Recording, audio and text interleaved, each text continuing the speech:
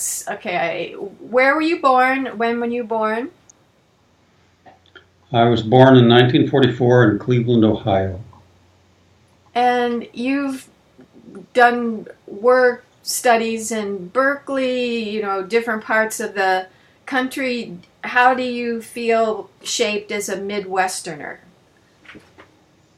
Well, I'm kind of a dyed-in-the-wool Northern Ohioan, except for college and my internship year. I've lived in the Cleveland area. Now I live a little south of there, but still in Ohio. I spent 4 years in New Haven, Connecticut at Yale University getting an undergraduate degree. And I did my medical training in Cleveland, medical school and residency. So my year in Berkeley was the internship year. Right. And I'm kind of an oddball because I didn't like California. Why? It didn't feel like home to me somehow. I'm not sure quite why. Was the pace different, or what was different? I think people were having too much fun. I was an undergraduate at Berkeley, so we've shared some experiences. To me, what was so exciting, it was so international. There were people from all over the world. There were brilliant people teaching. It was just so exhilarating. Plus the ocean, which you don't have. Oh, yes, we don't. We have an inland sea. It's freshwater. Great lakes. So, do you know your Myers-Briggs or Enneagram types? I do not. My wife claims I'm a 2 on the Enneagram, which I guess is some sort of caregiver or helper type. Yeah. When I try to look at it, it seems like I have some of each. Well, they have wings and different connections, so they would agree that we have different facets of our personalities, but some are more. On Myers-Briggs, I'm an intuitive introvert or something or other like that. I'm not sure what the exact designation is, but I'm pretty extroverted or introverted. So you're introverted, intuitive or sensing. You're intuitive, thinking or feeling. Do you remember? Thinking. And then the last one was whether you like open options or structure, J or P.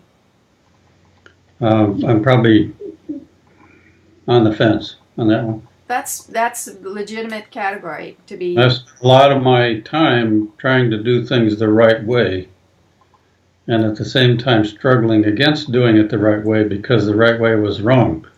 Is that in terms of medical school? You name it. What else besides med school? Well, that's the biggie. Psychiatry is a little different than med school. It's not like other branches of medicine in many ways, but yeah, that's kind of where I live. Still struggling after 45 years of it. That makes life interesting, right? It's never a dull moment. I remember you said when you were in a residency or internship that a mental patient had some kind of intrusions, and you mentioned that to a supervisor, and they said, "Oh no, we don't think like that." And then my assumption is that we just give them meds. Well, this was in the early 70s in my residency at University Hospital in Cleveland.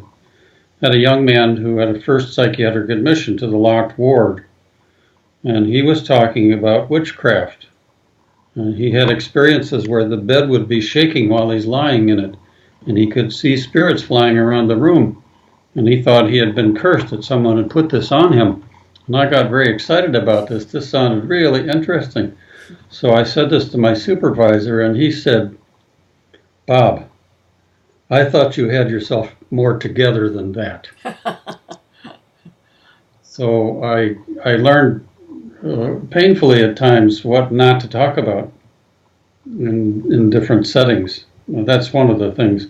You don't talk about things that are generally accepted in non-industrial cultures, because our Western, maybe it's just American, but I don't think it's just American, attitude is anything that doesn't come from our way of seeing things is just superstitious or childish. So I learned to keep my mouth shut about that and struggled to find ways to make sense of some of these kinds of experiences. I had a man I saw when I was working with homeless mentally ill people in Cleveland. I was trying to convince him he should take his pills. And he said, "Doc, you don't understand. It's a spiritual war. There's a war in heaven. That's what it's all about." And I thought that was a classic symptom of schizophrenia, and he really needed his Haldol. But I think I view that a little differently. I think he knew something that the rest of us are not aware of. So I think if I told that to that same supervisor, well, he's gone to heaven now himself, so maybe he understands now. But he would think I've gone around the bend. I think there probably are a few of my colleagues who think I've gone around the bend. Oh, I'm sure that's true for most of the people that I'm talking with. Have you had experiences of patients who were classified as schizophrenic, and then you helped them clear out the intrusions, the negative entities, and they regain sanity? Yes. Can you give us an example? Yes, I spoke about this at the Canadian Energy Psychology Conference a year ago in Vancouver. I did a breakout, something like a psychiatrist takes a shamanic look at the DSM-5. That's the Diagnostic and Statistical Manual of the American Psychiatric Association. The Bible. And she was my final case in that talk because she was my most wonderful triumph, I think, ever. Young woman, early 20s, was brought to me by her father. She was in treatment with a nurse practitioner who I knew in another town, and had a difficult course. She was diagnosed with several diagnoses, which is not supposed to happen, but it does routinely. You're supposed to have one thing wrong with you, and the rest are ancillary. But when you're labeled bipolar, schizoaffective, panic disorder, bulimia, eating disorder, blah, blah, blah, post-traumatic stress disorder, it starts to sound fishy to me. There's something there that we're not getting. At any rate, when I saw her, she'd been in a prolonged state of depression, had gained over 150 pounds, so she's right around 300 pounds and not very tall. So that was an unhappy situation. She was very lethargic, very inactive, and she was on 6 different medicines. She'd had a number of psychiatric admissions with some cutting and some suicidal thinking and so forth. And it just wasn't going well. And the father found me somehow and thought, we need another look, something of a different perspective. So I started working with her. I saw her 4 or 5 times. And the story that is relevant here is that in her late teens, somewhere in the teens, she started experiencing the presence of a male who said he wanted to be her boyfriend. And she fell in love with this male, and then realized only a few months later that nobody else could see him. But this was a very real experience for her. And then after a while, he became more of a negative presence with her, more demeaning, talking about how ugly she was and stupid and so forth, and she probably ought to kill herself, and things like this. This is not an unusual kind of story for people experiencing otherworldly kinds of things. They start out looking real friendly and positive, and then they turn sour. So she slipped into what others would call a psychosis. She developed this eating disorder. She started having severe mood swings. and so on. So what we did in the first session was a shamanic kind of an intervention, which meant creating sacred space, connecting with helping spirits, my guides, and healing spirits. And then we brought this questionable fellow into the space with the aid of Archangel Michael. And he turned out to be a dark force entity, as William Baldwin would say. Baldwin is one of the giants of this field of spirit removals. He calls them dark force entities, and I think they're best thought of as fallen angels, generally speaking. At any rate, he owned up to what he'd been doing, and we were able to remove him and essentially hand him over to Michael for redemption, to be reformed and give up his dark ways and become an angel again. Did she speak for him? Did she? She was channeling what he would say. Yeah.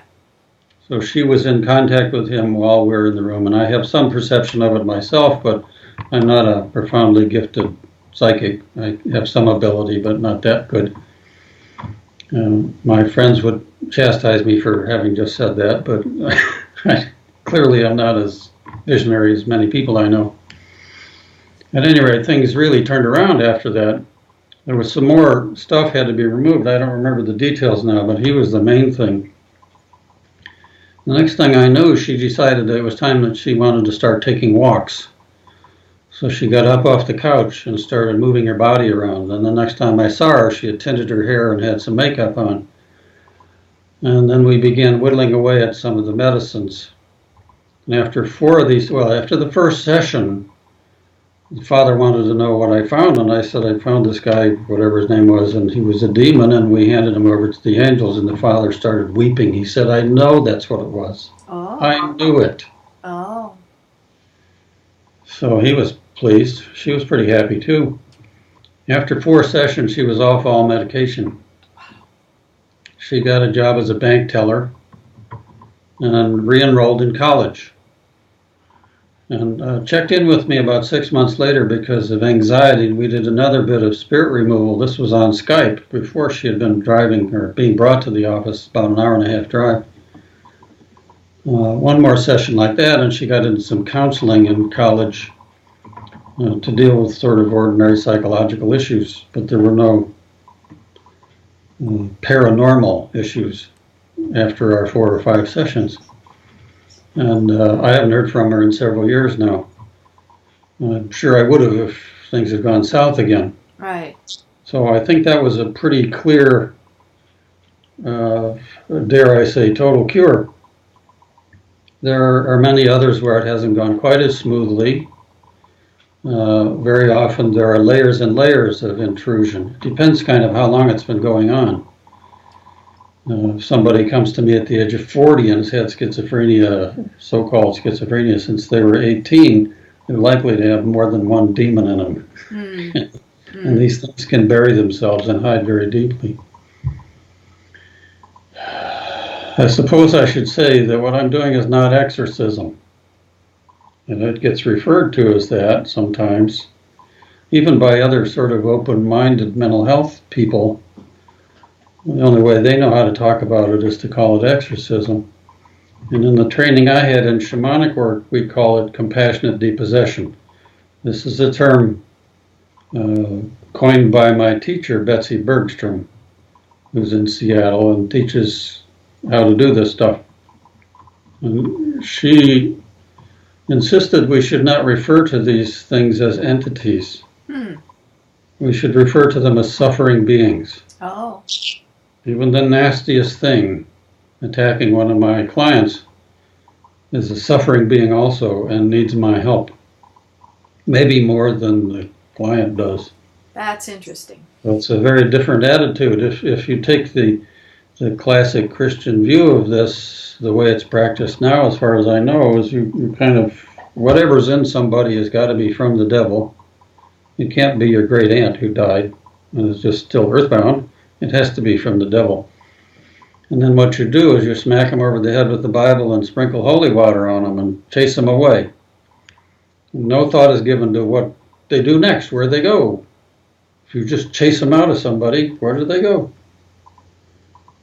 So you look at some of these mass healing ceremonies people do on television where they toss demons out of somebody, and there are 500 people in the audience all in a state of, wow, this is wonderful.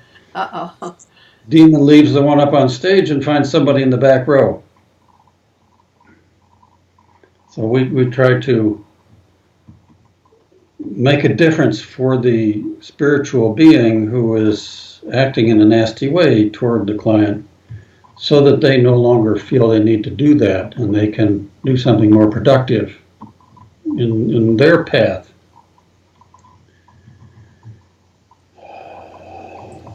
Let's return to this in a minute, but first I want to make sure that we talk about your early biography. What was there about your family background that got you into Yale and into med school? I mean, those are really good, excellent achievements. What did your family do to push you or support you in that direction?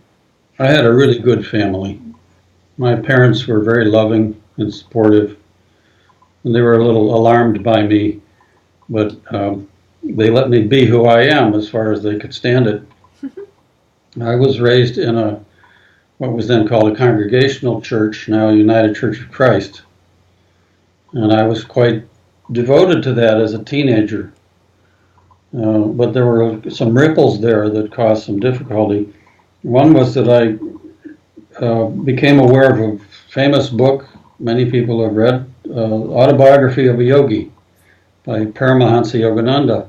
And I got so excited about that, to learn that there's all these wonderful spiritual things happening in India, and nobody in my church ever talked about that. And I couldn't shut up about it.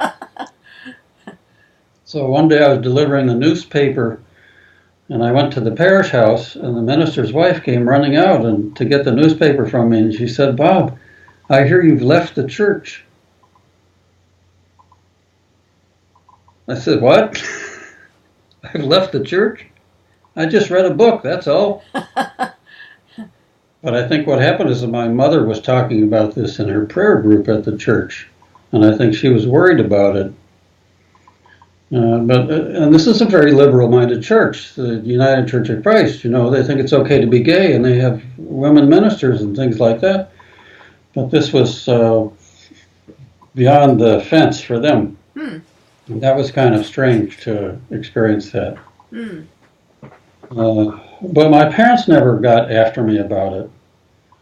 My father once said to me he was worried about me because I think about things that are so deep that he never knew anybody who could think about those things who was happy. And he was worried that I wouldn't be happy. Oh. So he was kind in the way he put it. But I also felt I need somebody else who can support me in this, because he doesn't get it. How I got into Yale and all that was that I was pretty smart. I used to be really smart until I got old. And the guidance counselor at school, at high school, little Chagrin Falls High School, where my graduating class had 98 people, and I was a valedictorian, I told him that I had looked at Indiana University and the University of Michigan and Hiram College and places fairly close, and he said, "You need to be going to the Ivy League." So my dad took me on a trip, and we interviewed at Princeton and Yale and Harvard. And I liked Yale the best. They acted like they were interested in me. And so I applied there, early decision. And then I won a National Merit Scholarship, and they sent me a telegram that said, "Congratulations, your admission is assured." So that was that. I only applied to one school. And then I found out I wasn't the smartest guy there.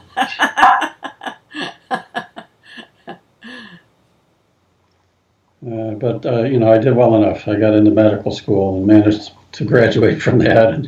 Why did you decide on med school? And did you know you wanted to be a psychiatrist from the beginning? I wanted to be a writer. But I realized that I didn't have a broad enough life experience to write anything interesting. And I was really afraid of having a broad kind of interest in things. I didn't want to be an exchange student, for example.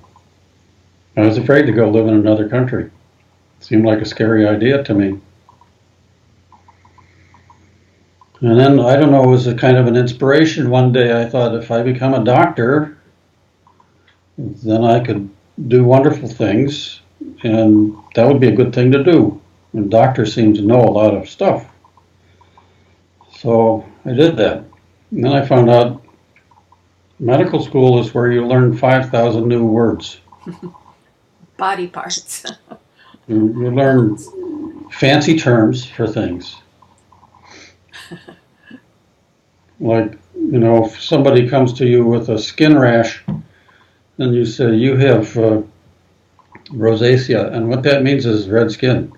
So, but if you give it a Greek-derived name, it sounds like you know something.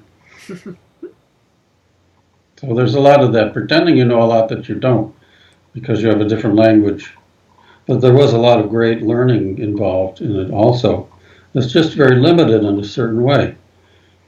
And it's limited because the Flexner report came out in 1920-something, 22, I think, which criticized the practice of medicine at the time as being unscientific. And so everything had to become scientific at that point, and that meant we had to throw out any concept of vital energy, which seemed like some kind of weird philosophy to the scientists at the time, and anything having to do with electricity or magnetism. So for decades, if you had an interest in bioenergy, the magnetic field around the human body, or electrical phenomena other than the electrocardiogram and the EEG, you were considered to be doing something really crazy. And Robert Becker wrote a nice book about that, The Body Electric. He's an orthopedic surgeon who was studying how bones know how to heal. And he discovered that what he was doing was operating on salamanders because they could regrow their bones, their limbs. He would cut off a limb and then the limb would grow back. And he's trying to figure out how the limb knew what to do to grow back. He found there was an electrical potential he called the current of injury, I think. And that if you distort that current of injury, the limb will grow back at right angles to where it was supposed to be. So that electrical field had an orienting value in the system. And he regularly was denied research funds because he was doing stuff that had to do with electricity in the body. He was very bitter about that. That's just one little example. Anytime there's an innovation in medicine that at first the person is ridiculed, and then the idea gets accepted, and then it becomes the given reality, and everybody forgets who came up with it to begin with. Right. What have been the most difficult challenges in your life, and how did you cope with them?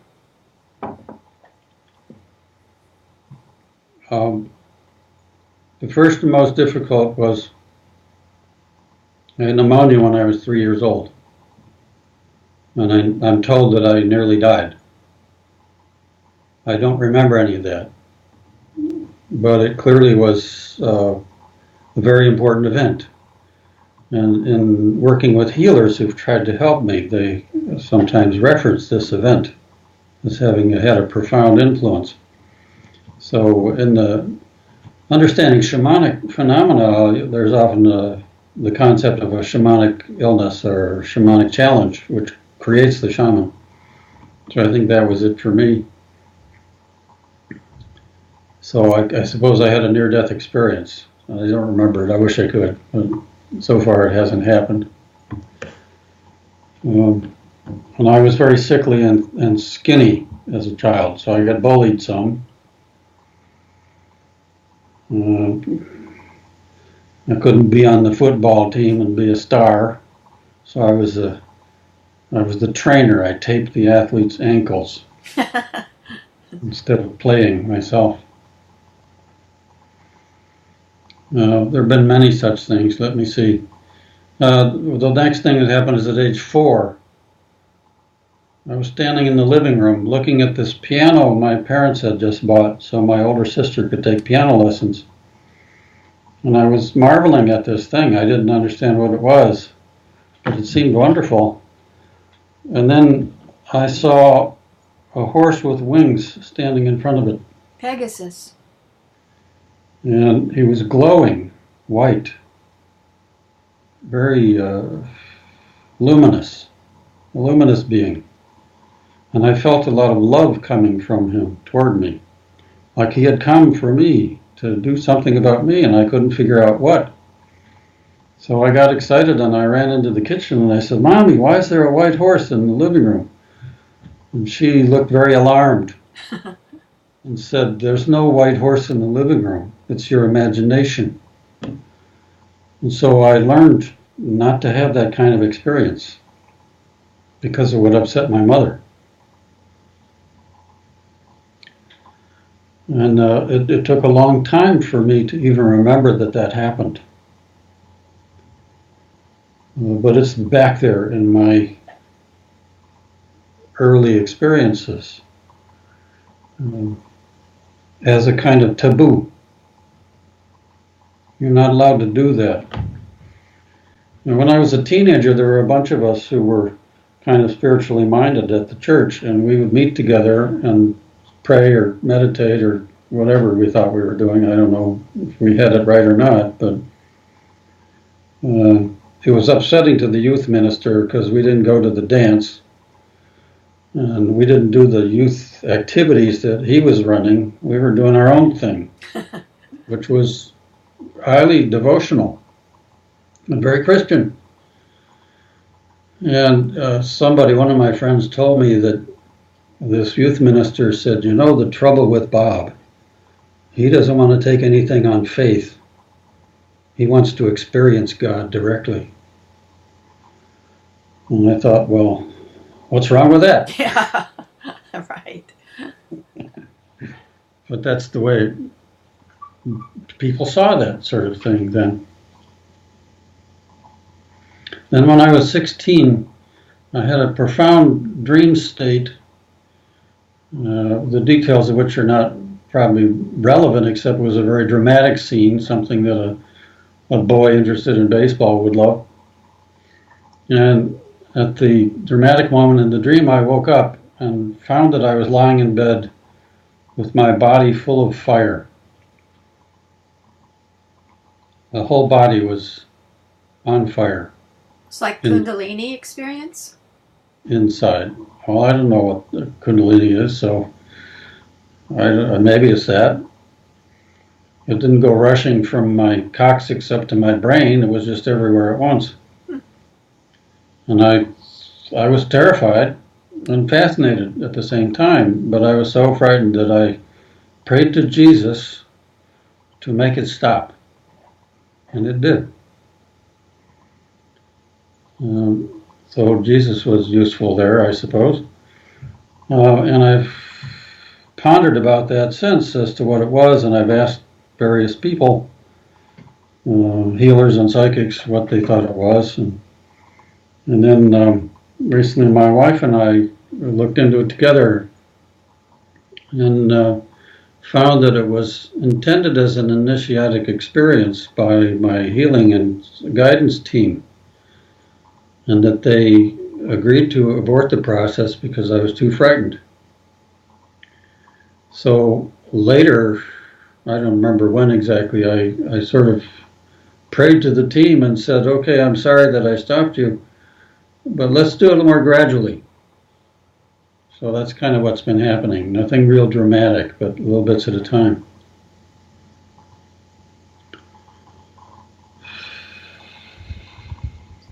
And how did you and Barbara figure that out? Did you use muscle testing? We created sacred space, and she did basically a hypnotic procedure with me. And then we both compared what we were seeing, and it seemed to correspond.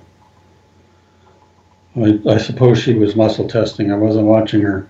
She didn't test me. She was self-testing with her finger kind of thing, because she does that.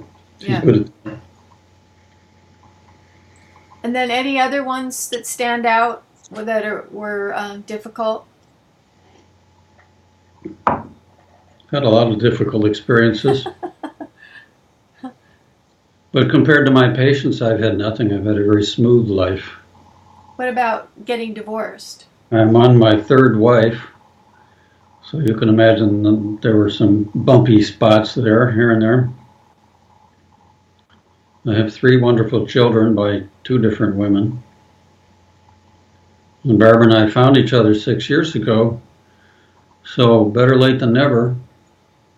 It's kind of like you have to go through the steps to get to that place of a good marriage sometimes. I think if I had met Barbara 20 years ago, I would have brushed her off as kind of a little too wacky for me. It's difficult to move from medical school and psychiatric residency to talking to spirits and understanding the reality of an invisible world to the ordinary state of consciousness. It doesn't fit with the medical and psychiatric training I've had. I'll give you a little example of what doesn't fit. There's a famous psychiatrist named Bessel van der Kolk who has been studying trauma for many years and has a lot of publications about it. He has a research team with him and so on.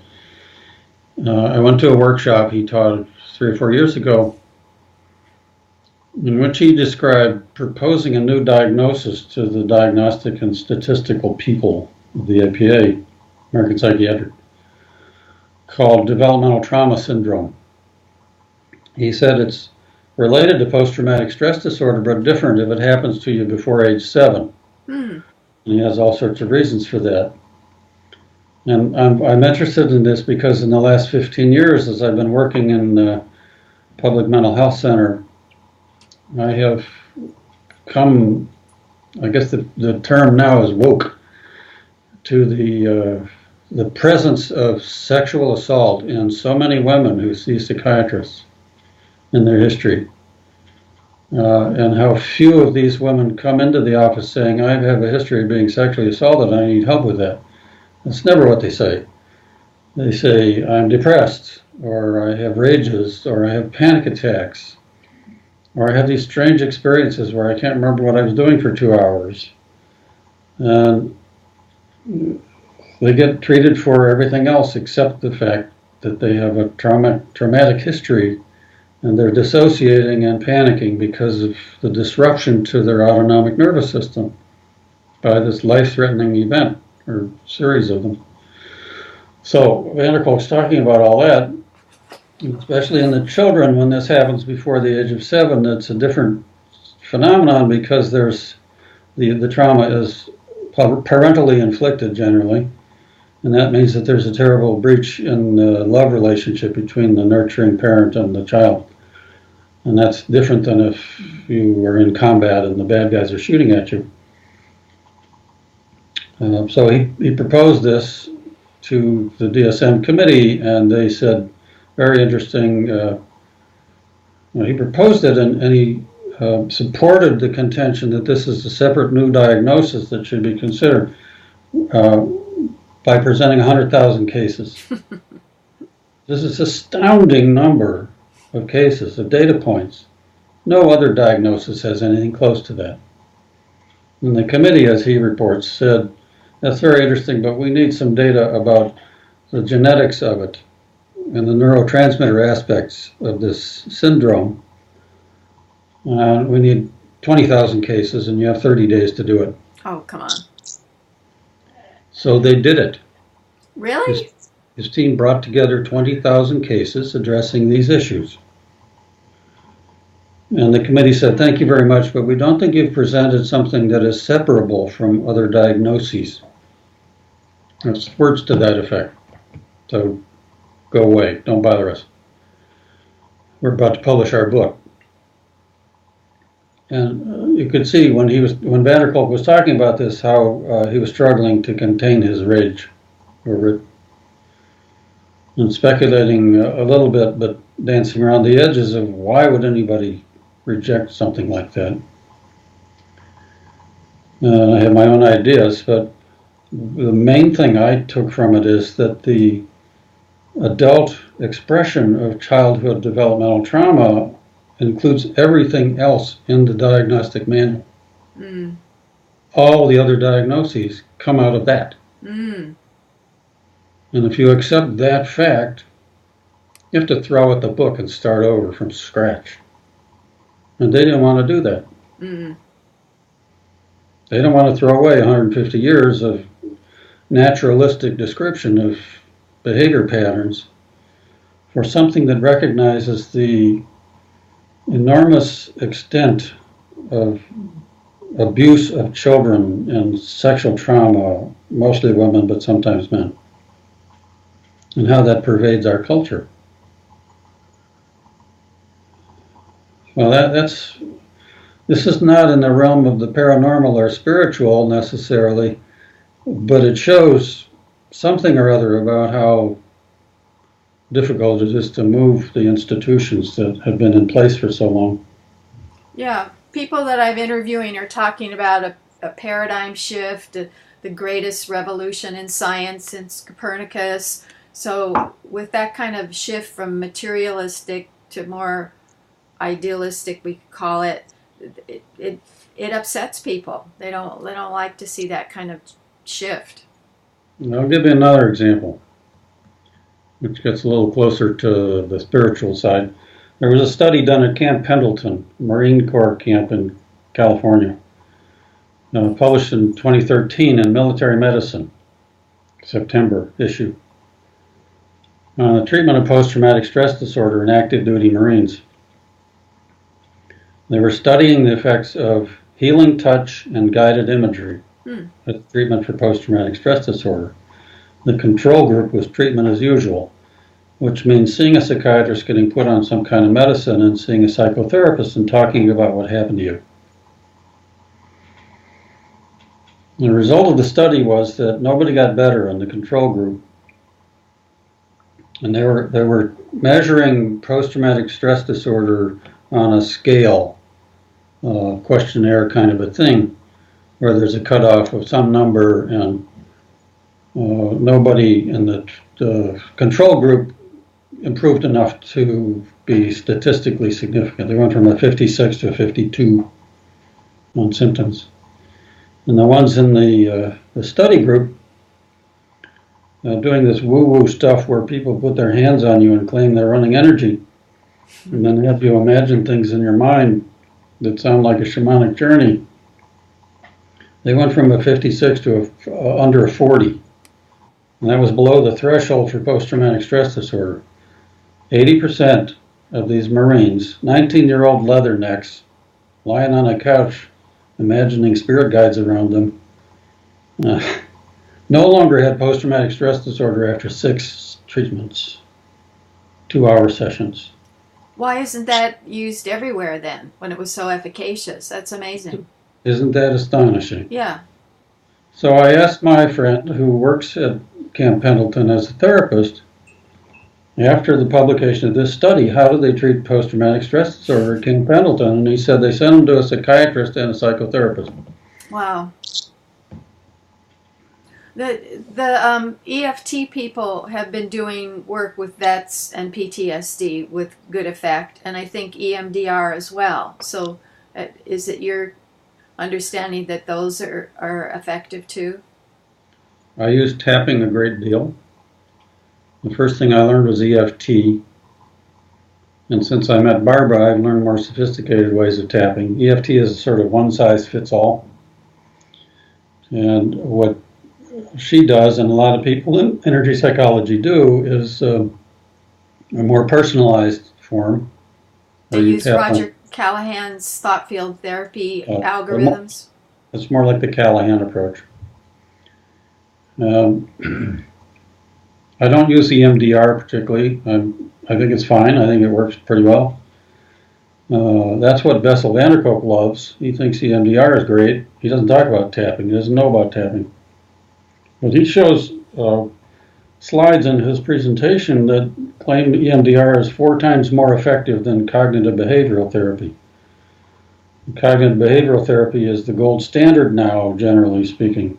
But it doesn't work in post-traumatic stress disorder. So cognitive behavioral therapy means we talk it through, we understand why I feel like this, I understand, but that may not...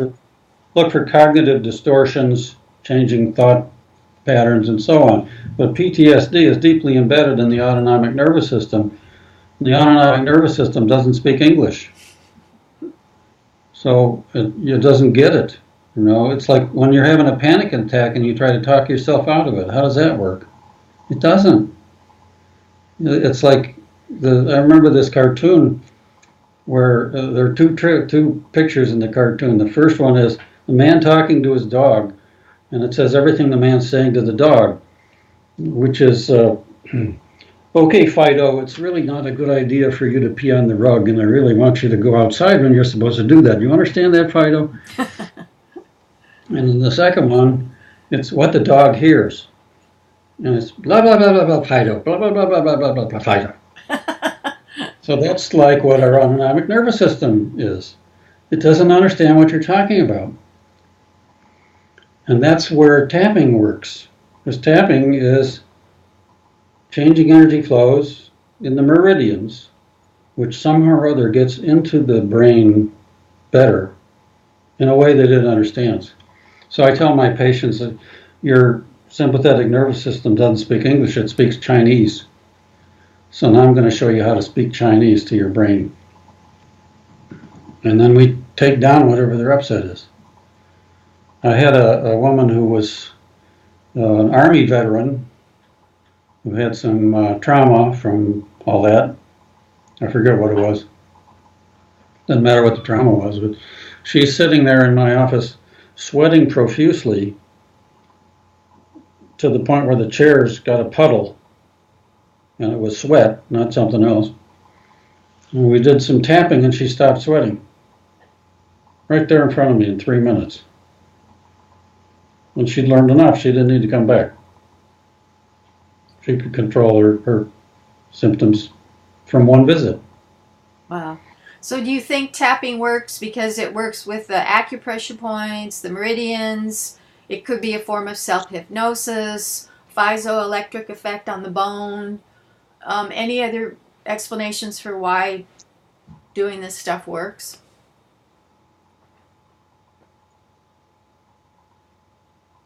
This reminds me of a conversation I had with my ex-father-in-law.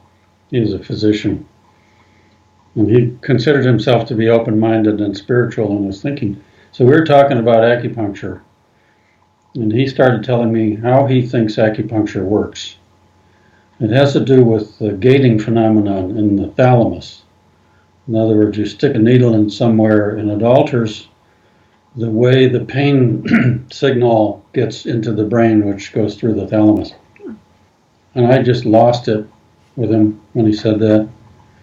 I said, why do you try to think that way about acupuncture, which the Chinese have been doing for 6,000 years, and don't consider what they say about why it works? Well, he didn't know what to say about that, but he didn't want to think about that because there are no meridians.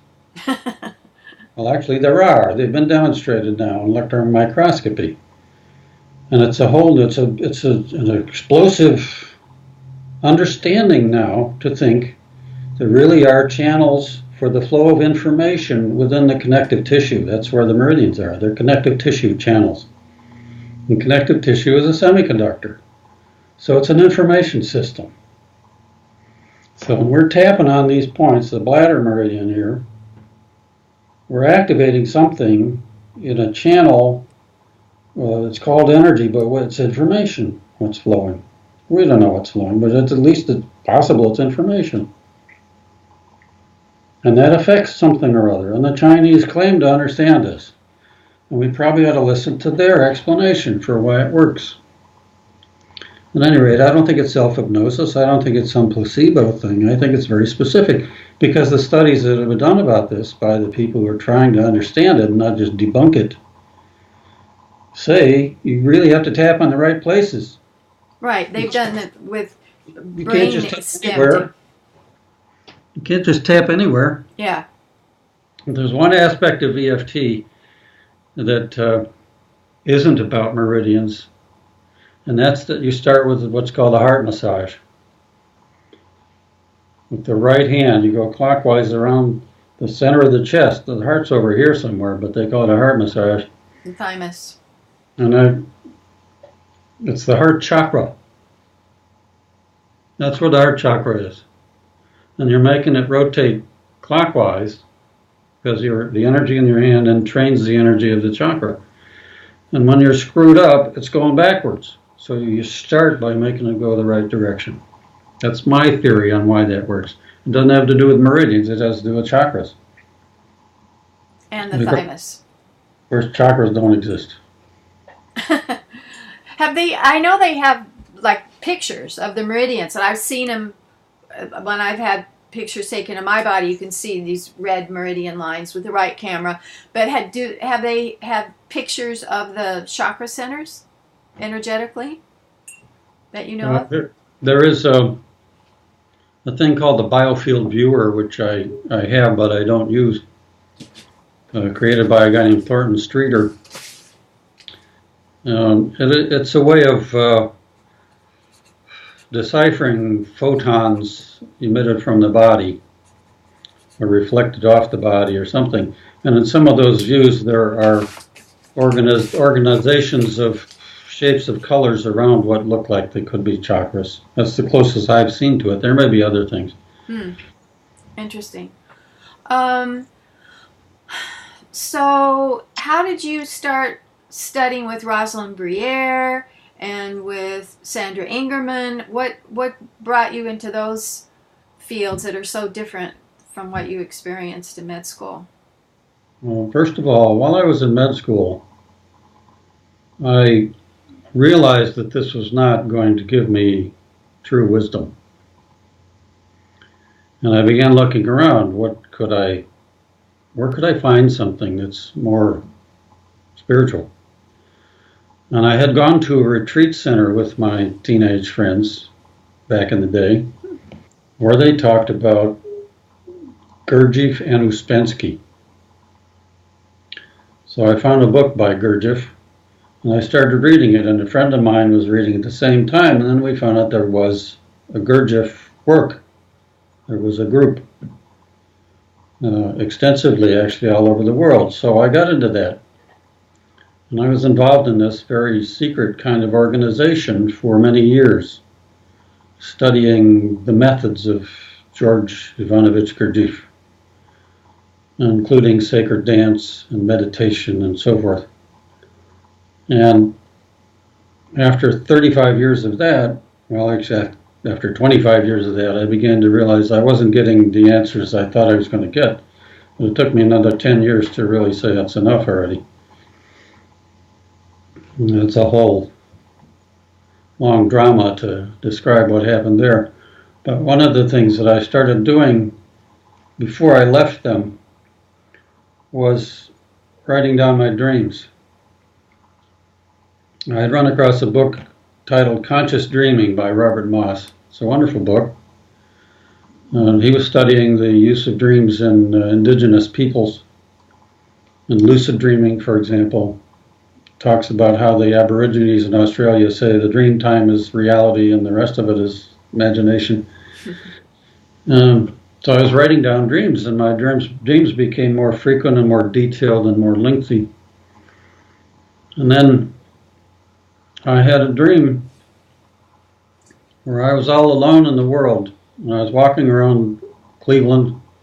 There's nobody else there. And I thought, this is really strange. I wonder what this is about. And I saw a billboard with 3 words on it. Move, move, move. So in the dream, I knew that this was a message. So it was a lucid dream, in other words. And I said to the dream, what am I supposed to do? And then I saw myself following this older woman who was a bit on the heavy side down into the basement of a house and through a secret passageway into another house, up the stairway into the kitchen, and she started teaching me how to cook. I woke up and I wrote down the dream. In the morning, I looked at it again and I thought, this is really something. I need to figure this out. So I'm casting about on the internet looking for who could this woman be. Was it the woman in charge of the Gurdjieff work? No, it wasn't. And then I saw Rosalind's website, and that was her. She was the woman in the dream. So I signed up for a workshop. 2 months later, I go to Arizona to some hotel, and when I walked in, somehow or other I felt at home. But I had never had any experience of hands-on healing work, which is what she does. No idea what it was. Closest I'd had to that was craniosacral work a couple times. And then before the first talk, in the back of the ballroom, there were massage tables set up, and some people would get on the table, and two or three people or four people would stand around them and put their hands on the person and do nothing, as far as I could see. They weren't massaging, they weren't manipulating anything, they were just holding. So I watched this one table, and after 10 or 15 minutes, they all stepped back, and the guy who seemed to be in charge of that little group said, "Okay, I think she's cooked." That's great. I did not make the connection until I went home and told my wife about it. And I told her, I think she's cooked. Then it dawned on me, oh my God, I went there to learn how to cook. Yeah. Now, when I tell that story, I get the chills. Yeah. It's such an astonishing metaphor, I suppose. What year roughly was this, that first Rosalind Briere? 1999. Now, in 97, I'd had a reading with a psychic who my wife had consulted. This is my second ex-wife. Now this is over the phone. And she told me that I'm a healer. I should be putting my hands on people. And I thought that was crazy. Psychiatrists don't touch their patients. How can I do that? And she said some other things, like she couldn't believe these big guides who were coming to talk to her about me, Saint Germain and Archangel Michael and so on. And I thought this is a good line of patter to try to convince the doctor to buy more sessions. But then I tried putting my hands on people, and it seemed to work sometimes. This was before I met Rosalind and started learning how to do it. And so that's kind of a little background for why Rosalind. Rosalind has some senior pupils of hers who live in the Cleveland area, and I started studying with a couple of them. And I went to Rosalind's things for about 4 years and studied with the others in Cleveland for a little longer than that. And then I got frustrated because other people in the classes seemed to be more psychic than I was, and they could hear their guides talking to them and see them and all sorts of things like that. And I found out about the Foundation for Shamanic Studies. Sandra Ingerman? Well, no, Sandra's not part of that anymore. She was, but she had a split with them. This is Michael Harner's outfit. In Marin County. That's where they're, yeah. So I went and I took their basic workshop to learn how to do shamanic journeying. And I needed some individual tutelage from the teacher over lunch because I wasn't getting it, me and another guy. Then I got it, and I started being able to do that. And I had a journey during that 2-day workshop which foreshadowed something that was going to happen a month later, which was a sort of dramatic denouement with the Gurdjieff work. The journey that I had showed me being picked up by a great wind. I was in some sort of forest, and the wind came up and picked me up and all the animals and all the trees and moved them over here and dropped them in another place. And to me, that was a metaphor for change. You're going to change something in a big way, and it's going to look very different than where you were. And don't be shocked when it happens. So it did. On September 11th, 2004, there was a meeting of the board of the Gurdjieff work in Ohio in which they made it impossible for my wife and I to continue to be members, although we were part of the board. So schisms happen all the time in spiritual groups. That's not anything new. But it freed me from any feeling of obligation to continue. And that allowed me to pursue these other things. So after learning the basics of shamanic journeying, I took another of the basic courses from a different teacher from the foundation. And then I took one about how to extract negative energies from people. And then I thought, well, I guess the next step would be soul retrieval. So that's where I went to Sandra Ingerman. That was a 5-day intensive. There was a large group. There were 55 people there. And just a handful of men and 2 doctors. Everybody else was not a doctor. And people would come up to me and tell me how excited they were about the idea that a psychiatrist was coming to this kind of a training. And one of these, the men said to me, you really need to learn depossession. You've probably seen a lot of people who are possessed. And I told him I'd never seen one. 30 years of practice, I'd never seen a single case. And so you could see the look on his face just fell. Like, oh my God, he really is one of them doctor types. But I bore in mind the advice of Alcoholics Anonymous, which is if 2 or 3 people tell you the same thing, you probably ought to listen. So I did, and Sandra said to the whole group, if you want to learn depossession, go study with Betsy Bergstrom. So I did, and it took a while to get in with her. But I did. I studied with Betsy for a while after that, 3 years maybe. Curse unraveling, depossession, mediumship, and then a 2-year program called Middle World Shamanism. What is that? This is the middle world, right? Where we are now. We're in the middle world. It's about the hidden aspects of the world we're in. The Foundation for Shamanic Studies teaches journeying to the lower world, which is where you meet power animals and other kinds of helping spirits, and the upper world where you meet angels and teachers and so forth.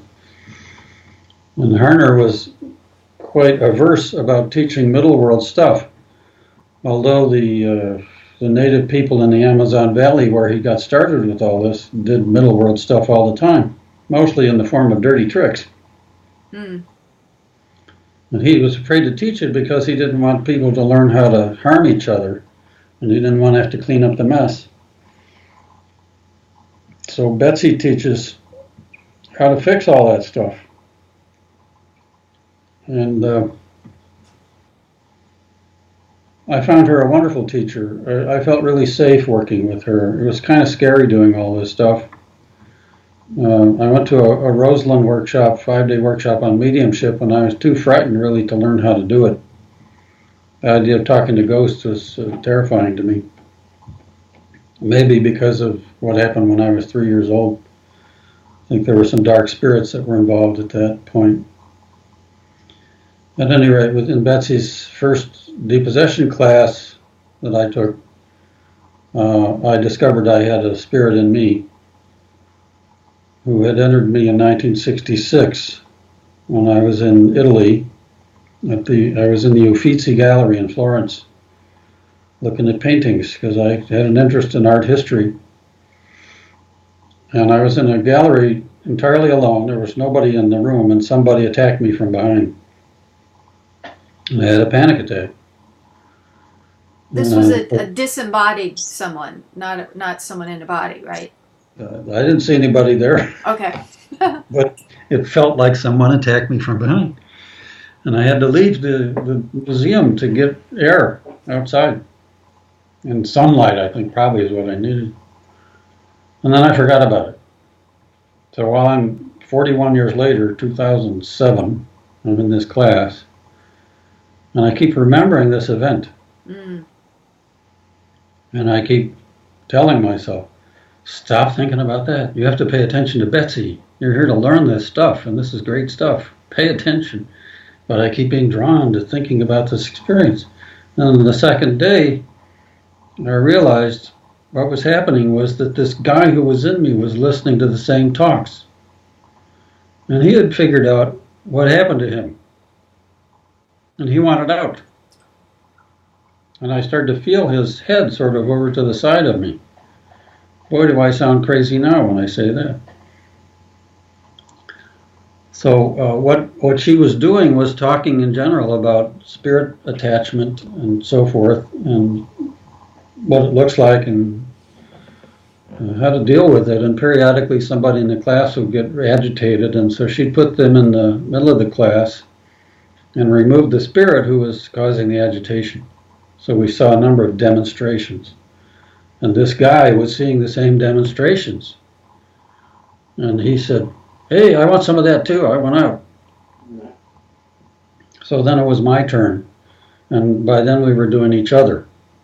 So that we were in groups of 3. And this poor woman who was a short order cook was supposed to depossess me. And she froze up because she just couldn't imagine she could do the psychiatrist, somebody else had to come and help. But it was really very simple. You go into a trance state and you dissociate from the other, and then it becomes more clear who is he and who's me. And then we could interview him. They were interviewing him, and I would say what he was telling me. So we got his name, that he was a British college student. He'd gone to Florence on holiday, and he jumped off a building to kill himself because he was in despair. And then he went to the world of light, and they told me, no, Bob, you can't go with them. You have to stay here, because it seemed very attractive up there. Mm. And then I stopped being depressed, because he took his despair with him. It was his despair. You've been mildly depressed for 40 years? Yes. And thank God I didn't go get ordinary psychiatric treatment for it. We cured it in 20 minutes. And I thought, my goodness, this is a marvelous treatment for depression. And it's probably very needed. There's probably a lot of people who are carrying around somebody they don't even know about. Mm-hmm. And I started trying to do it on everybody. Anybody who'd hold still.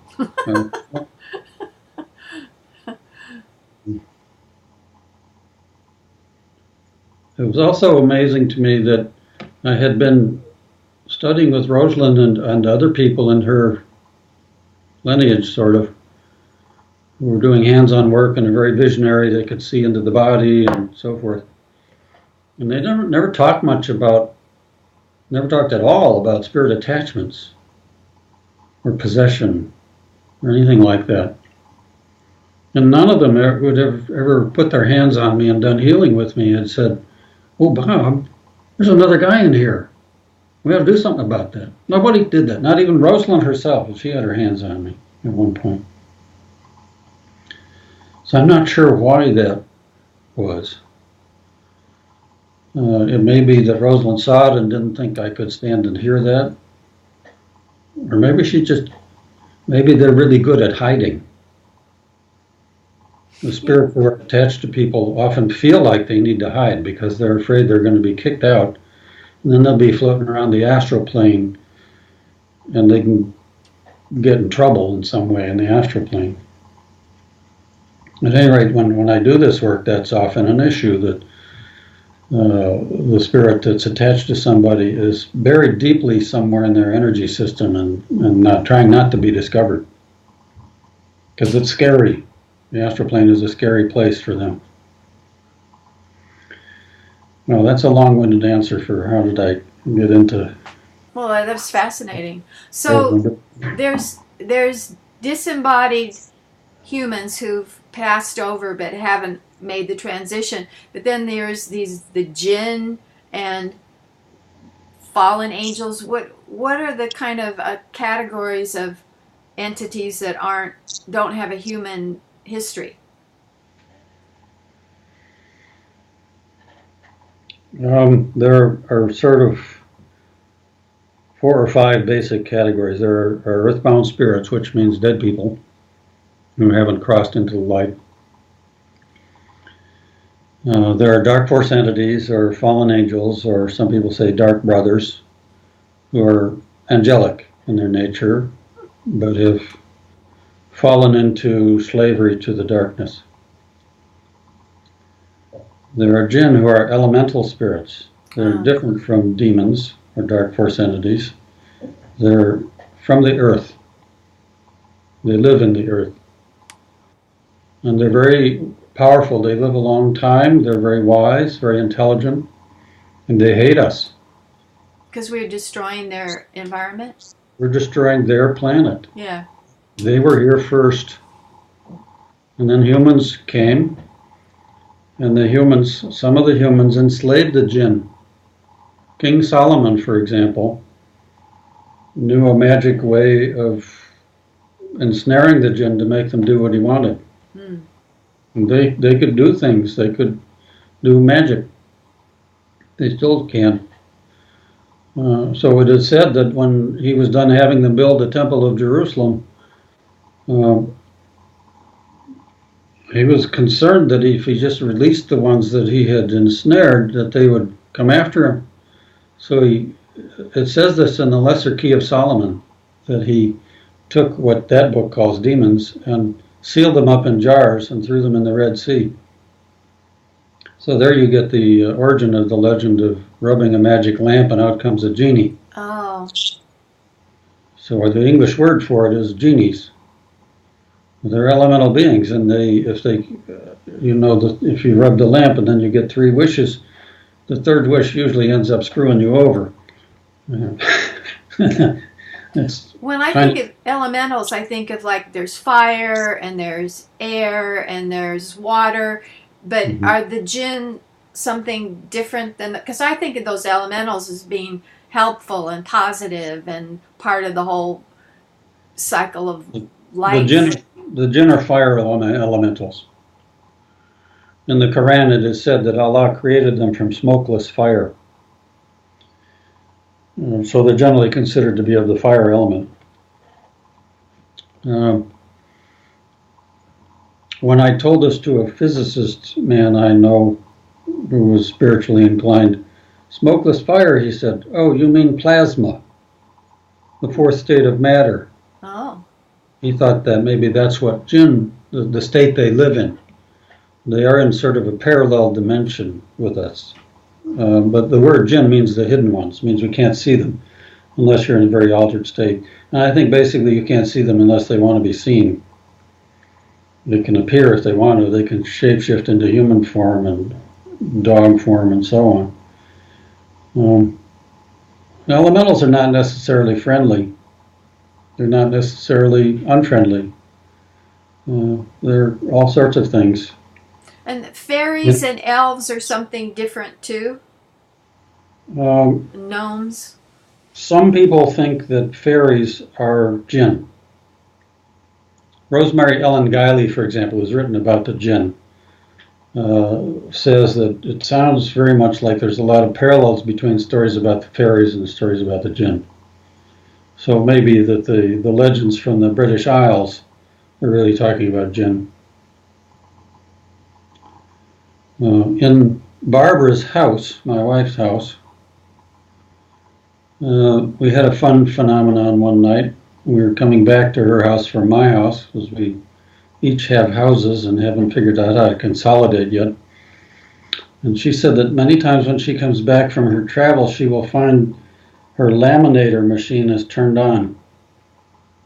This is a thing that she uses to put plastic laminates on a piece of paper to protect it. And it's not the kind of device you just leave on all the time. So she comes home and finds the light is on it. And so I thought, well, it sounds like a poltergeist phenomenon. Let's investigate this. We learned how to work together on that. So we created Sacred Space. And she's going to be the medium, and I'm going to be the interlocutor, I guess you'd say. And I asked Michael to bring us whoever the spirit was who turned on the laminator. And this earthbound man at age 61, he died, shows up and says, yes, he wanted some help. He figured we could help him. He didn't know what to do. And we seem to know about these things. Smart. So I'm my usual interview, like, how did you die and why did you get stuck here? How come you didn't go to the light to begin with? Yada, yada, blah, blah, blah. And just because I like to know who these people are, and I still learn what to do instead of just going, whoosh, go on, bye. Yeah. And then it occurred to me, how in the heck did he know how to turn on a laminator? If you remember the movie Ghost, one of the funny things in that is that there's a dead guy who is trying to get people's attention, and he has to learn how to move physical objects, because it's really hard to do when you don't have a body. It takes a lot of energy, and you have to work yourself up emotionally, and then you can kick over an empty Coke can or something. It was in the movie, I think. So I wondered, how did he know how to flip a switch without a finger? So I asked him, how did you learn how to turn on the laminator? And he said, the leprechaun told me. Wow. So, okay. Stay right there, sir. We'll get back to you in a minute. Wait, we need to talk to the leprechaun. So I asked Archangel Michael to bring us the leprechaun. And I said, I'm very grateful for your willingness to come and talk with us. I would like to know if you would be so kind, since I've never met a leprechaun before. Could you tell me something or other about what the leprechaun world is like? And he said, read a book. I don't have time for this. Just that tone of voice. That's great. So, read Alice Bailey, some book or other. I don't know how he knew what Alice Bailey wrote, and she does talk about elementals in this, whatever that was. So I apologized for my ignorance and so on, and I asked him, what was he angry about?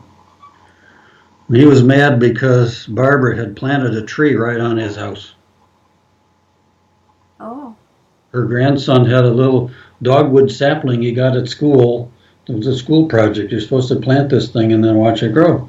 So she planted it in her flower garden, and it was right smack dab on top of his house. Ah. So we apologized to him for our ignorance and being stupid humans, and begged him to forgive us, and asked his permission to be there on this property. And he grudgingly said, okay, you're all right. Actually, since she moved in, things have improved a lot here. So now we've made friends with him, but he still would rather be left alone. Sure. So I don't know if you call that a benign presence or not. I think he'd just rather, he's kind of a misanthrope, I guess you'd say. It's his personality. I don't know if all leprechauns are like that. Probably they're not.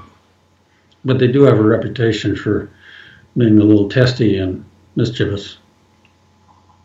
So I don't know if this is a fair question, but of people you see who are diagnosed schizophrenic or bipolar or whatever, of the people you see, what % is it due to some kind of intrusion rather than just a chemical brain imbalance that they inherited or something? Okay. We're dealing with a myth here. The myth of the chemical imbalance. There is no chemical imbalance. That does not exist. If I'm short of serotonin or something... That's baloney. That's baloney. the theory that people who are depressed are short of serotonin was disproved in 1984. Any studies measuring serotonin metabolites or any other way you have to measure serotonin never showed any difference between people who are depressed and people who are not. Wow. And yet the myth exists. Yeah. That there is a deficiency of a neurotransmitter. Yeah. And that has something to do with what's going on. So this is a big question, what you ask. I was asked this question by the people in the depossession class, the first one I went to. You're a psychiatrist. Tell us, how do we know if we're dealing with spirits or real schizophrenia? And I said, this is my first class. Give me a break. I don't know what I'm doing. But the idea that there's some sort of scientifically proved chemical imbalance has not been proved. And I told them that. And when I wrote my book in 2009, I looked at the American Psychiatric Association website to see what do they say about bipolar disorder. Anybody can go look at this. So what is the official position on bipolar disorder? And they do not speak at all about chemical imbalance. In 2009, I haven't looked at it again. I can't be bothered. But in there, they do not address the issue of causation, except to say that they think it's genetic. But the genetics of bipolar disorder is a very murky business as compared with other kinds of genetic disorders where it's very clear. In bipolar disorder, they talk about maybe 20 or more genes that are involved. And that these same genes can also produce somebody who's a cocaine addict and can also produce somebody who has attention deficit disorder. So this is not a very convincing scientific sounding thing to say that it's genetic. It's further made murky by one of our discoveries that the jinn in particular can have an interest in the lineage of a family. Here's the classic example is you find a jinn attached to a client and the jinn has been alive for 1,000 years.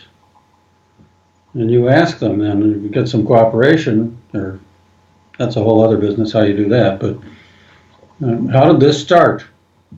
Well, 7 generations ago, the great-great-great-great-great-great-great-great-grandfather invoked my aid because he was in love with this beautiful woman and he wanted her affections. And so I said, I will help with that. And I put a spell on her and she fell in love with him. And then he wouldn't pay up. What was the payment you wanted? All I asked for was the firstborn child. I didn't ask for all the children, just the first one. That's the classic condensed version of how this works. So then, because the human reneges on the contract, the jinn thinks he has a right to take it out on all the descendants. And then you'll see in the history of the family, firstborn child dies young, is very ill. You'll see insanity passing through the generations, or spousal abuse passing through the generations, or other kinds of darkness like addictions and so on. And if you don't believe that there are jinn who can do this sort of thing, you think it must be the genes, it must be in the DNA because it's following a family line. But it isn't that. It's that the jinn says, I own you, and I'm going to do this to all your descendants, and I have a right to do that. So if you don't know about that, you postulate things that sound reasonable but don't have real proof. So that being said, I've already alluded to the shakiness of the diagnostic manual. I believe that the current diagnostic system is irrelevant for understanding what really happens in mental illness. Why is it then that someone who's psychotic and takes meds can function? So the meds for some people seem to have an impact. It's positive. The meds have an impact for many people. Sometimes it looks pretty good. like they really have helped this person have a normal life. And sometimes it does seem that they have a normal life. But if you listen carefully to the patients, they don't really like it. Particularly antidepressants. The ones we use now commonly suppress your sexual desire. Sometimes they suppress all kinds of feelings, and you just feel like you're a dish rag going through life, but you don't want to kill yourself anymore. The schizophrenics very quickly learn, if I tell the doctor what's really going on, they're going to increase my dose. Yes, I still hear voices. Okay, we're going to raise your Haldol another 5. And then they get more side effects. So they don't tell you. Now the situation is you get put in a psychiatric hospital. It's a scary place to be. For most patients, they hate it. And they learn very quickly, the best way to get out of there is say you're better.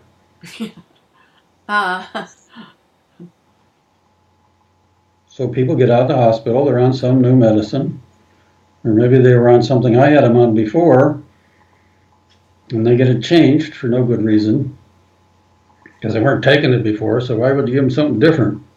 They don't take it anyway. And they come out, and I say, well, is it helping? No, I threw them away.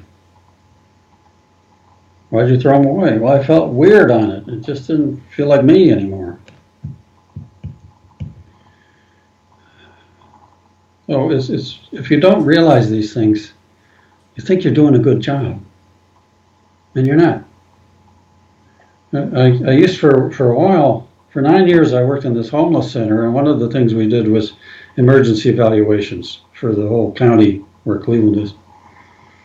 And so that means I'd see people one time, make a diagnosis according to the way we're supposed to make a diagnosis, put them on the right meds, and then see them once or twice more, and then we refer them to another agency for ongoing care. So I wouldn't have the perspective of what they look like 6 months later, or 2 years later, or 10 years later. And since I've been in the job I've been in the last 15 years, I have people I see for a long time. And you start to learn. It doesn't work as well as you think it did. So what we're doing with the antipsychotic medicines is putting a damper on the whole system. So the kind of agitation that a spirit can cause to a person, a dark spirit in particular, seems to come under better control in many cases, not always, but in many cases, because the whole brain has been ratcheted down, like you turn down the gain on the stereo system. Things just don't get so loud. And the voices don't go away, they just become a mumble. And the violent impulses and so on get squelched. But nothing's being cured, nothing's being really fundamentally changed in what's going on in the background. So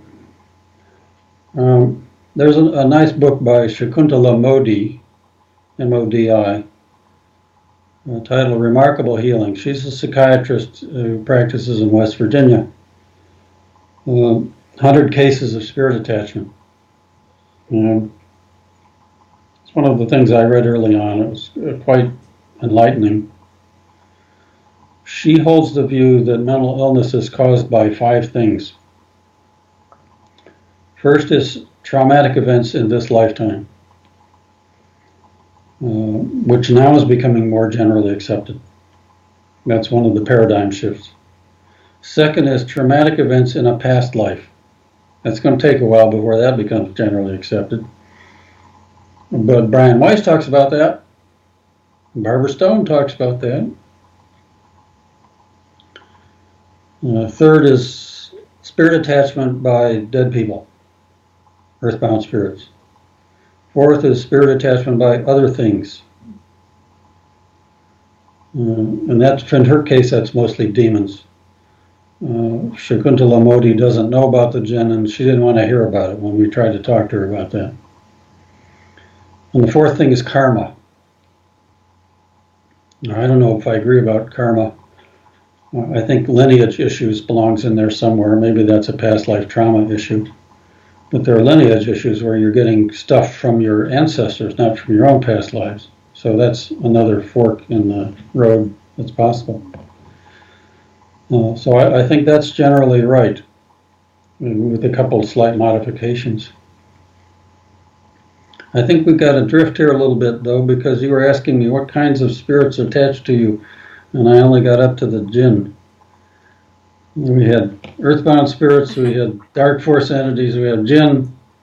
There's some dead animals now and then I run into, the earthbound animals. Oh, they're like, really attached to their people?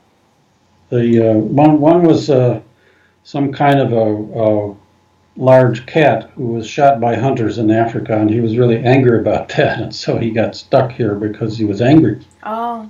And didn't go to, what is it, cheetah heaven or something. I forget what kind of cat he was. It wasn't a lion. And he ended up somehow attached to a woman in Ohio. Wow. Been around a long time. That's really unusual for that. And then there are extraterrestrials. Oh, yeah. So we start talking about extraterrestrials, we're getting about as far into the woo-woo as I know how to do. And I'm clearly insane if I talk about that, according to my colleagues. Except that John Mack wrote a nice book about aliens titled Abduction, and he was a psychiatrist on the faculty at Harvard. Yeah. And other people who are not totally nuts have written about all this, and more is coming out about the presence of ETs in our life. A book I'm currently reading is by Lieutenant Colonel Philip Corso, retired from the Army, titled The Day After Roswell.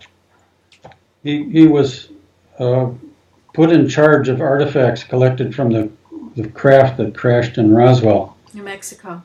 And he had them in his office in the Pentagon and had to try to figure out what to do with them. And some of these artifacts led to new technologies that we have that we don't realize came from ETs, such as night vision goggles, Kevlar, fiber optics, computer chips. They had things like computer chips in this craft in 1947. And Corso was under a non-disclosure agreement, which expired after 50 years. So the book came out 50 years after Roswell. And this is highly credible material when you read it. We got turned on to this book by listening to Paul Hellyer, who was a former defense minister of Canada, who has come forward and spoken about how the U.S. government and Canadian government, many of the governments have knowledge about the presence of ETs on and around the Earth and have kept it a secret. And then he was skeptical at first until he read The Day After Roswell by Philip Corso. So that's how we got into that. At any rate, in Barbara's work, she discovered implants in people, mostly of the energetic sort, not physical implants. I've seen them too. Which were put there by extraterrestrials for a variety of purposes. To monitor, to some observe. Scientific, some as an attempt to help, some as an attempt to disrupt us. So there's kind of three possible motivations. In any case, they're always detrimental to people because these ETs really don't understand how we function. And if you put something into our energy system, it's going to screw it up, even if you intend good with it. It changes the flows of things. You can imagine putting let's say a little transistor radio in the toilet to monitor the flow of water. That's going to plug it up. Absolutely. That's kind of a crude example, but that's really sort of what it's like. Right. So she has devised some ways of removing these things and disabling them and so on. And this has led us to try to figure out what's really going on with these various ET civilizations. And it seems that there are many different civilizations. It makes sense, and the universe is so expansive. There's got to be. And there's a lot of interest in planet Earth for some reason among these civilizations. One place I read that there are 40 different galactic civilizations who have bases on the moon. 40. Elliot talks about 4 or 5 different civilizations living on the Earth. But they're in different dimensions? Is that why we don't see them? Well, they're on the dark side, so they can't be seen. Or they're underground. Oh. But our government knows they're there because they've flown their satellites around the moon and have photographed all this stuff. And there's been direct contact between the government and some of these groups, according to reports I've read. I have no way to verify that.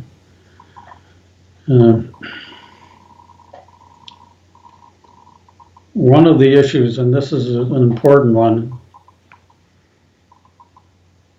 when you look at the world of the dark force entities, or the demon world, it's very hierarchical. You find a demon attacking a client, and he has a boss. And the boss has a boss. So there's a food chain there.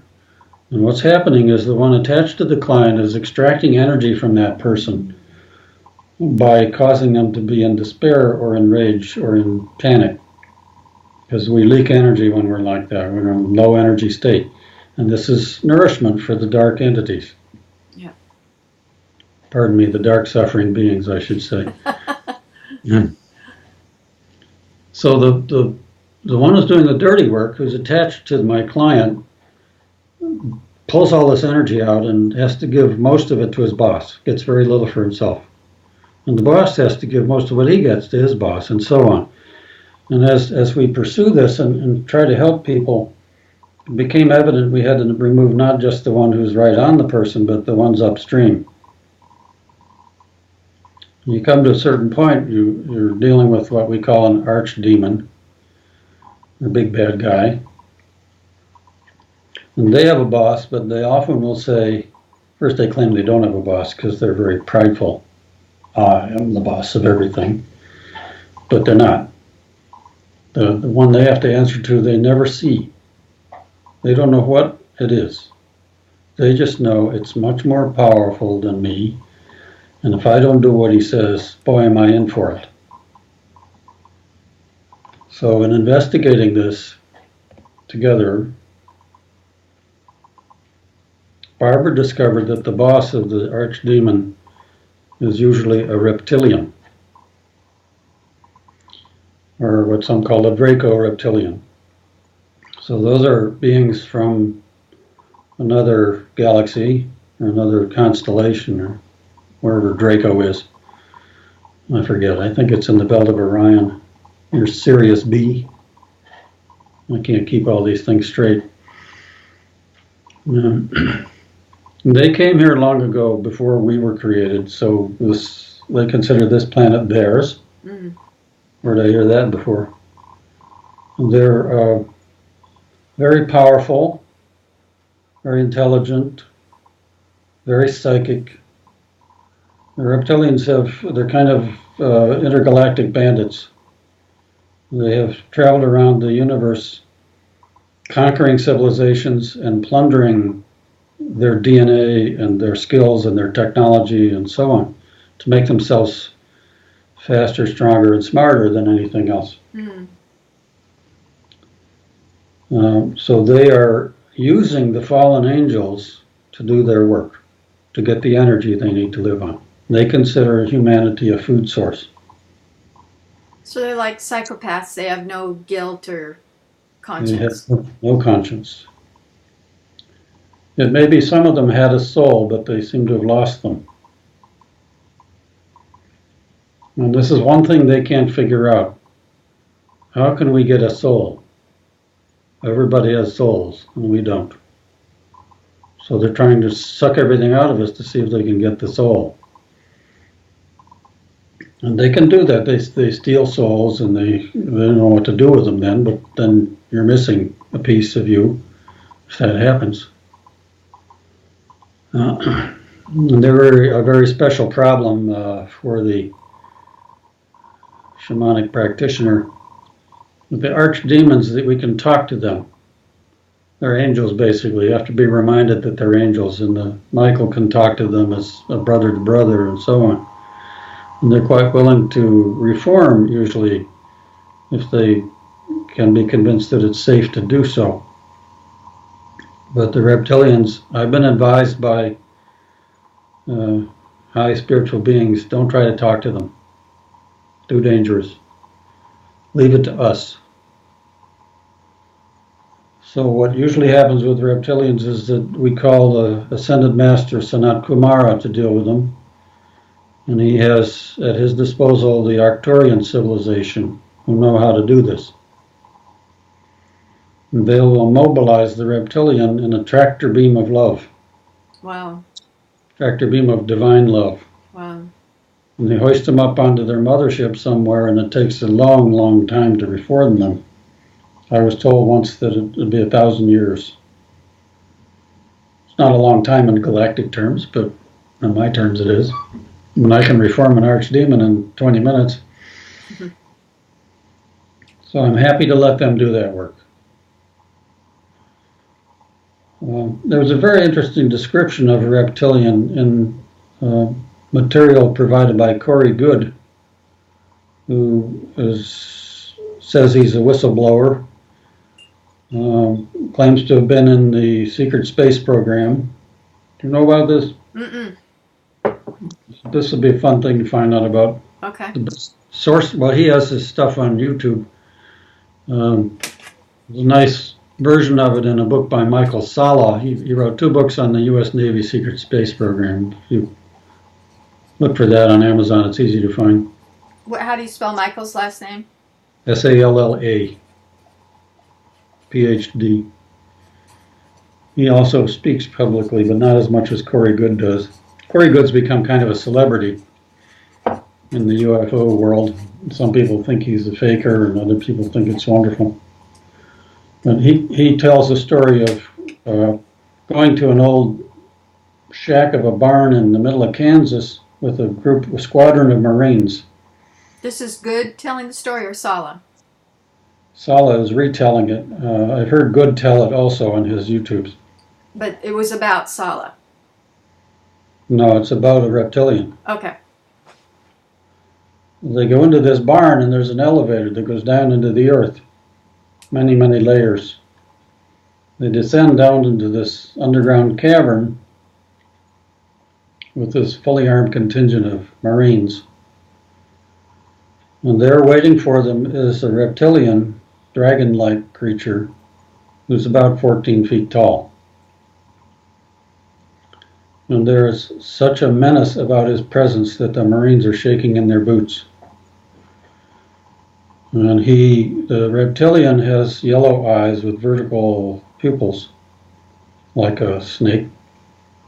And the pupils start to vibrate back and forth as he does a psychic scan of Corey Goode's soul.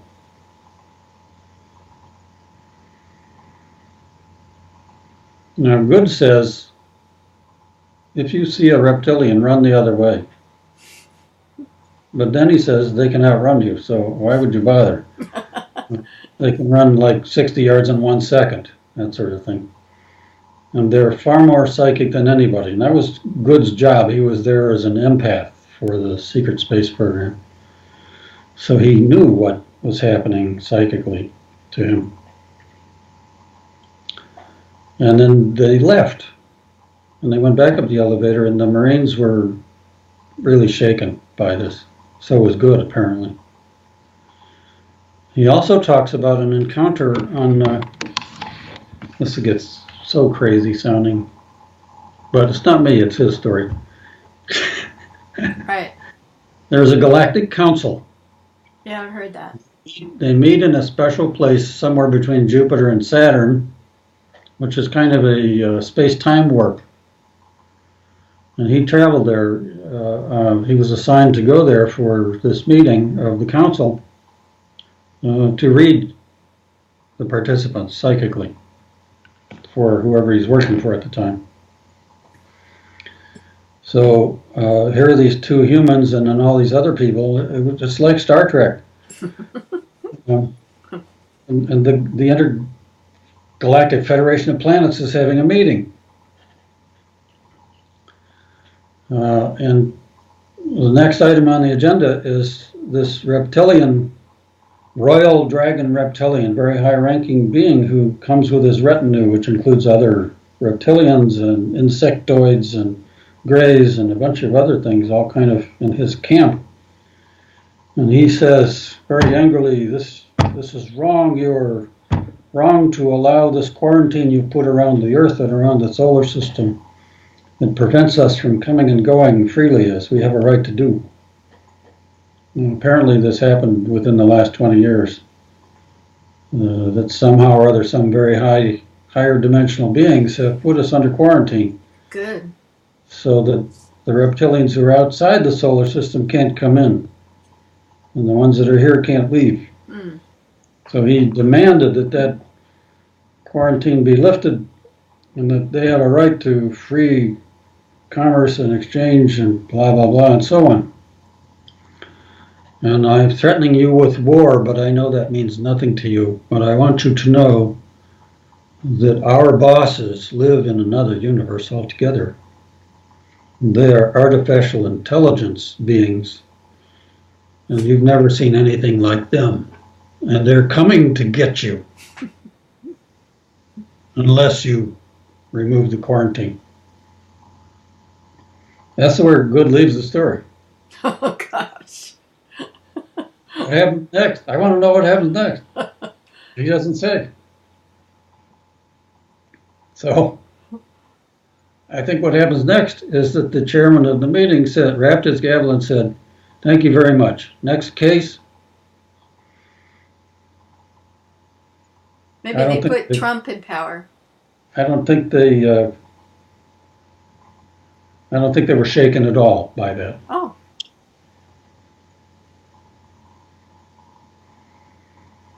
What I understand about the reptilians, I forget where I got this now, is that they have been allowed to exist, although they have a very parasitic nature.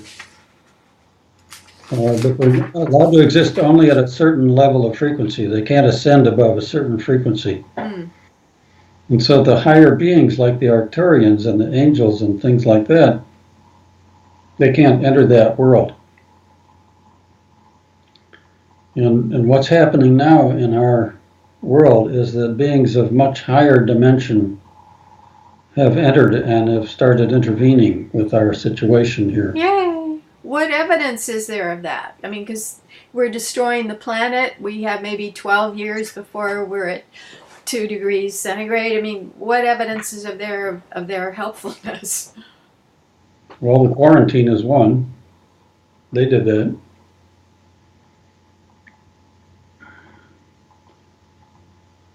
They are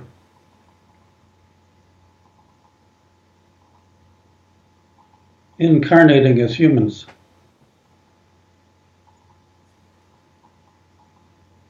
More and more, you know about the crystal children and the rainbow children and so on.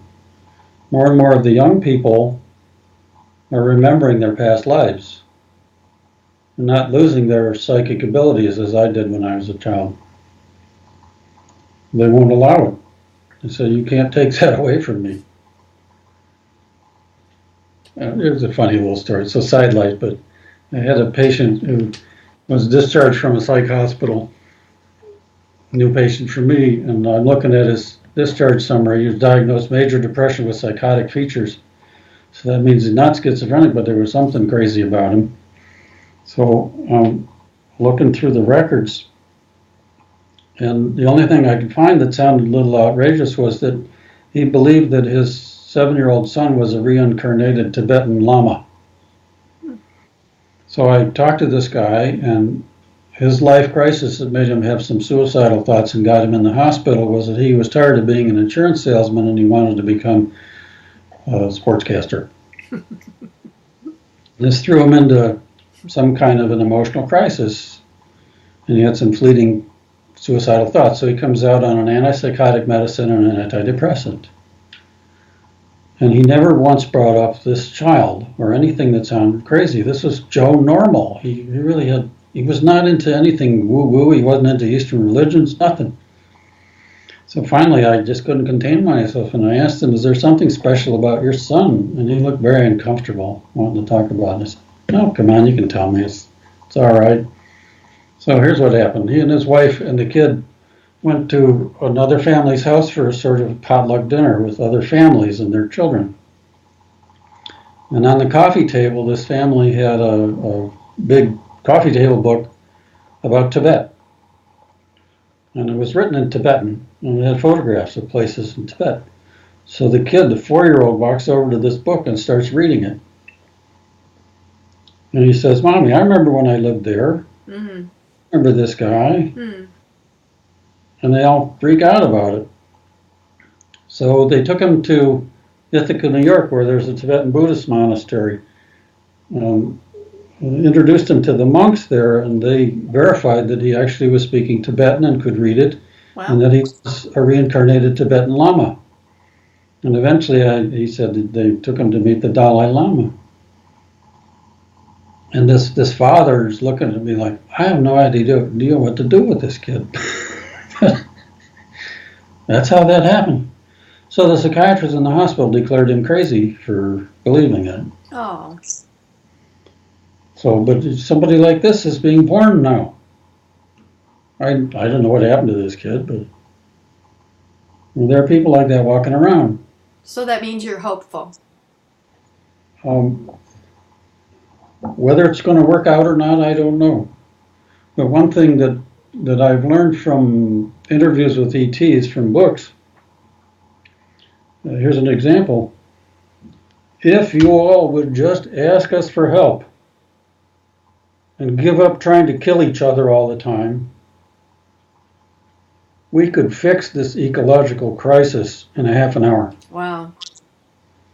We have the technology to transform matter. Yeah. So you think about the giant plastic garbage patch in the Pacific Ocean, which we're scratching our heads, what can we do about that? They could just turn it into water or pure energy or something. They know how to do that. And we have the arrogance to think we're the smartest thing around. Right. Do you have another book that you're thinking about, or is Healing Stories kind of said what you wanted to say? Well, I'm not actively working on a book. If I were to write a book, it would be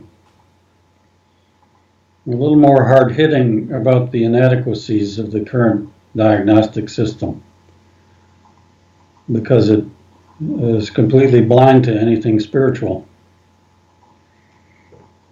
It cost me about $10,000 to put that book out, so I'm not eager to do that again. It's much more fun giving talks than making YouTubes. And people don't read books. They YouTube now. It's a different world that way.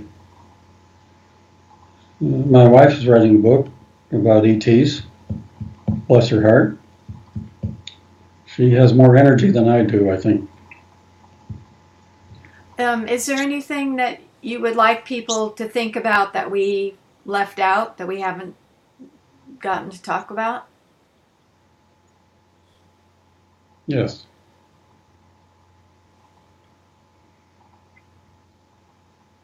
There's something very special about being human. That's one of the reasons that these other civilizations are fascinated with us. We think of being human as kind of shameful. And we have plenty of shameful humans, including our president. On the other hand, I went to a conference about orbs 10 years ago in Glastonbury, and one of the speakers was a theologian named Michael Ledwith, or Mikhail, I guess he says. And he spoke about the great spectrum of energy, electromagnetic energy he was talking about. And the visible light spectrum is this big, and it goes this big.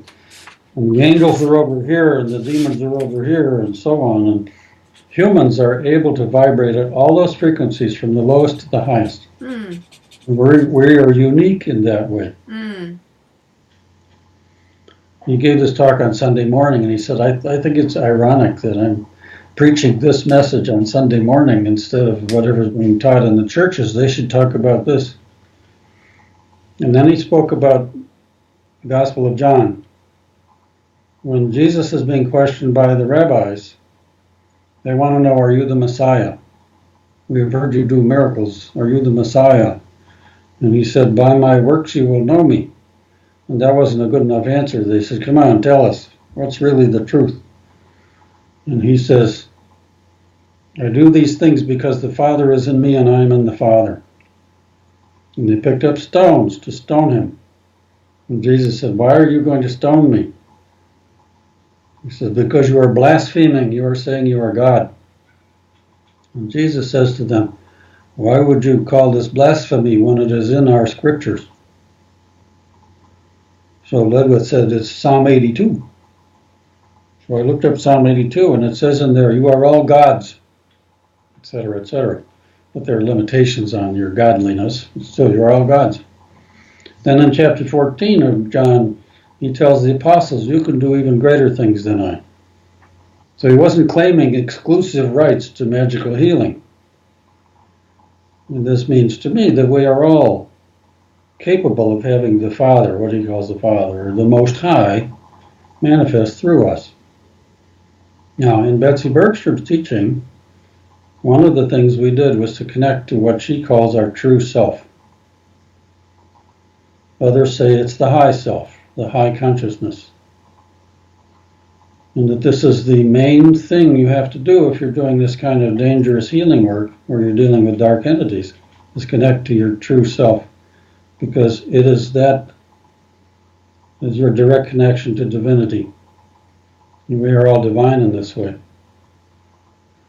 Now, somewhere along the line, I studied some of the Hawaiian teachings, or what's called Huna. And in there is a prayer called the Pule Okane. And our teacher, Larry Kessler, intoned this prayer. I want to say shouted it to the whole group. This is a way of calling in your Aumakua. Your Aumakua is the high consciousness. It means other things too. It's the Hawaiian language has many meanings for each word. Aumakua is your high consciousness. There's a Unihipili, which is the body and the feelings. The Uhane is the mind, and the Aumakua is the high self. So he does this prayer, and then we're all sitting there meditating on the powerful energy that came with that. The next time he came, he said, those of you who were here last time now, you're entitled to learn the prayer. So he shows the translation. And nowhere in the prayer does it say Aumakua. It is a prayer to Kane. And Kane is Father God. So you call in your high consciousness by calling in Father God. So I asked him, what gives here? You said this was you're calling in Aumakua, but it doesn't say Aumakua. And he said, well, what it means is the Aumakua is that portion of the Godhead that is available to you as an individual. Like Atman. I suppose. So I do this with my patients. When we clear everything out, then I try to get them to connect to their true self. And Betsy taught us that connecting to your true self, you're connecting to a power, a source of energy, a source of wisdom that is more powerful than any demon.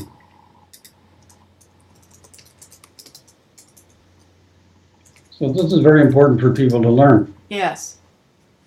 And when I talk about this subject of all the nasty things that can attach to you spiritually that you don't know are there, including, finally getting around to these reptilians who sound absolutely terrifying. And we do a true self-meditation and get everybody connected to their own divinity. That's important. It's the key to everything. It's what we have to do. If we do that, enough people do that, it will change the world. Boy, that's a positive note to end on. Thank you. Thank you. This is fascinating. We will be in touch, and I'm so grateful that we had this time to talk. Thank you, thank you, thank you. It's a great pleasure to talk to you. Okay, we'll be in touch. Bye. So,